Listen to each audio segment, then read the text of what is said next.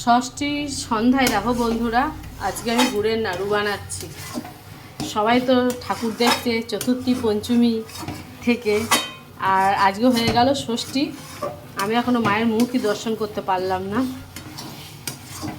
আজকে গুড়ের নাড়ুটা বানাই, কালকে ঠাকুর দেখতে বেরোবো সন্ধ্যাবেলায়। কালকে গুড়ের নাড়ুটা করার কথা ছিল, কিন্তু কালকে আমি সময় পেয়ে উঠিনি আর কি। মানে এত কাজ থাকে না কেন কি জানি, একটু গুড়টা বেশি হয়ে গেছে। 1 কেজি গুড় দিয়ে দিয়েছি, সবটাই মোটামুটি ভালো করে পাকটা আনতে হবে। আর শোনাই গেছে আজকে বন্ধুদের সাথে ঠাকুর দেখতে মেমারিতে, আর রাত্রেবেলা খাওয়া দাওয়া করে ফিরবে। আর আমি বাবা আর তোমাদের দাদাভাই যেহেতু রাত্রে খাবো, আমি ওবেলা রান্না করে রেখে দিয়েছি। ওবেলায় করেছিলাম ওই বড়ি দিয়ে বটবটি দিয়ে আলু দিয়ে পোস্ত ভাজা ভাজা, বাঁধাকপির তরকারি আর ডাল।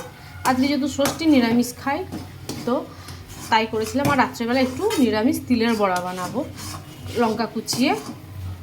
চলো এবার খুন্তি ধরতে, মানে সাঁড়াশি ধরতে হবে, তাহলে ভালো করে নাড়তে পারবো না, তলা লেগে যাচ্ছে।